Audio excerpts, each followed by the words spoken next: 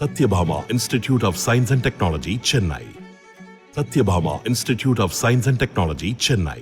வேட்புமனுக்கள் மீதான பரிசீலனை இன்று நடைபெறும் நிலையில் வேட்புமனு பரிசீலனைக்கான நடைமுறைகள் என்னென்ன என்பது பற்றி விளக்க காத்திருக்கிறார் நமது செய்தியாளர் ராஜ்குமார். இனி நீங்கள் தொடரலாம் ராஜ்குமார். நன்றி ராதா.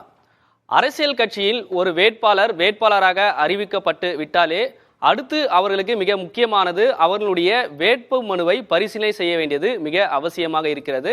கடந்த 20ஆம் தேதியிலிருந்து 27ஆம் தேதி வரை தமிழகம் முழுவதும் இருக்கக்கூடிய 39 நாடாளுமன்ற தொகுதியில் கிட்டத்தட்ட 1403 பேர் தங்களுடைய வேட்பு மனுக்களை தாக்கல் செய்திருக்கிறார்கள்.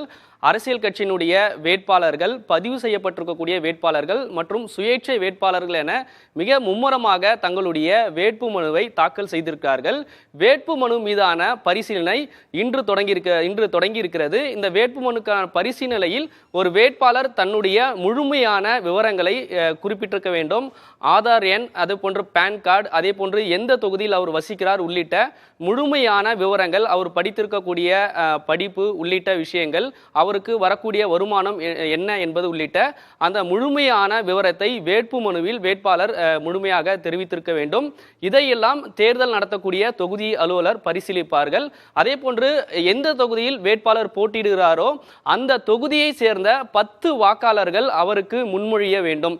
தேர்தல் ஆணைய விதியின்படி 10 வாக்காளர்கள் அந்த வேட்பாளருக்கு அதே தொகுதியை சேர்ந்த 10 வேட்பாளர்கள் முன்மொழிய வேண்டும். அவர்களுடைய ஓட்டர் ஐடி, அதனுடைய விவரங்கள், எந்த தொகுதியில் அவருக்கு வாக்கு இருக்கிறது என்ற 10 வாக்காளர்கள் முன்மொழிய வேண்டியது அவசியமானது. இதையெல்லாம் வேட்பு மனு பரிசீலனை செய்யும் பொழுது மிக முக்கியமாக எடுத்துக்கொள்வார்கள். அதே போன்று குற்ற வழக்குகள், ஒரு வேட்பாளர் தன்னுடைய வேட்புமனு தாக்கல் செய்யும் பொழுது அவர் மீது குற்ற வழக்கு ஏதேனும் இருக்கிறதா, அதனுடைய விவரங்கள், அதே போன்று எந்த காவல் நிலையத்தில் எஃப்ஐஆர் பதிவு செய்யப்பட்டிருக்கிறது, எந்த நீதிமன்றத்தில் அதற்கான வழக்கு விவரங்கள் நடந்தது, ஒருவேளை அவர் தண்டனைக்கு உள்ளாகி இருக்கிறார் என்றால் எந்த நீதிமன்றத்தில் அவருக்கு தண்டனை வழங்கப்பட்டது, அதனுடைய விவரங்கள், அதே போன்று எத்தனை ஆண்டுகள் அவர் தண்டனை பெற்றார், அதனுடைய விவரங்கள் அனைத்துமே தன்னுடைய வேட்பு மனுவில் வேட்பாளர் குறிப்பிட வேண்டும். இதை எல்லாமே தேர்தல் அலுவலர் பரிசீலனை செய்வதற்கான ஏற்பாடுகள் இருக்கிறது.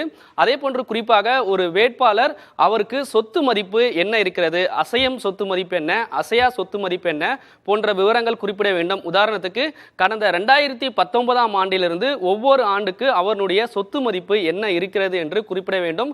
அதே போன்று வருமான வரி கணக்கு தாக்கல் செய்தார், அதனுடைய விவரங்கள் இருக்க வேண்டும். பேன் கார்டு உள்ளிட்ட விவரங்கள் எல்லாம் இதில் இருக்க வேண்டும். இந்த சொத்து மதிப்பு அனைத்துமே வெளிப்படையாக தேர்தல் ஆணையத்திற்கு தன்னுடைய வேட்பாளர் தெரிவிக்க வேண்டியது அவசியமாக இருக்கிறது.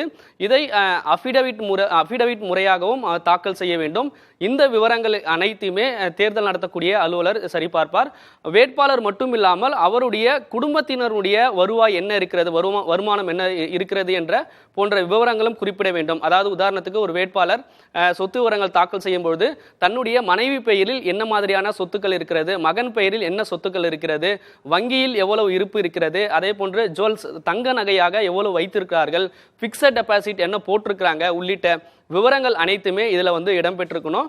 இதுவும் கிட்டத்தட்ட 5 ஆண்டுகள் 2019ஆம் ஆண்டிலிருந்து 2023ஆம் ஆண்டு வரைக்கும் அவர்களுடைய குடும்ப உறுப்பினருடைய சொத்து விவரங்களையும் வேட்பாளர் கணக்கில் காட்ட வேண்டும். இது அனைவருக்குமே பொருந்தும். அதாவது அரசியல் கட்சியினுடைய வேட்பாளராக இருந்தாலும் சரி, சுயேட்சை வேட்பாளர்களும் தங்களுடைய குடும்பத்தினுடைய விவரங்களை அதில் அளிக்க வேண்டும். அதே போன்று வேட்பு மனு பரிசீலனை ஒரு தொகுதியில் மொத்தம் 3 அதிகாரிகள் வேட்பு மனு பரிசீலனை செய்கிறார்கள்.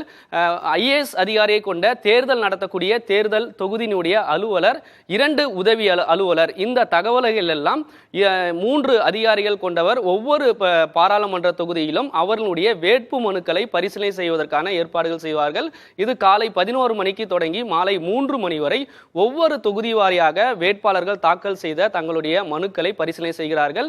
இந்த முழுமையான தகவல்கள் இல்லாத பட்சத்தில் வேட்பாளர்களுடைய வேட்பு மனு நிராகரிக்கப்படுவதற்கான வாய்ப்புகள் இருக்கிறது. அதே போன்று ஒரு தொகுதியில் போட்டியிடக்கூடிய வேட்பாளர் ஏதேனும் தகவல்களை மறைத்திருந்தால் எதிர்க்கட்சியினுடைய வேட்பாளர் அவர் மீது ஆட்சேபனை தெரிவித்து அவருடைய மனுவை நிராகரிக்கலாம் என்று சொல்வதற்கும் வாய்ப்பு இருக்கிறது. இதெல்லாம் பரிசீலனை செய்து வேட்பாளர்களுடைய முழுமையான விவரங்கள், வேட்பாளர் பட்டியல் இறுதி செய்து மார்ச் 30ஆம் தேதி வேட்பாளர்களுக்கான இறுதி பட்டியல் வெளியிட இருக்கிறாங்க. Satyabhama Institute of Science and Technology, Chennai. Satyabhama Institute of Science and Technology, Chennai.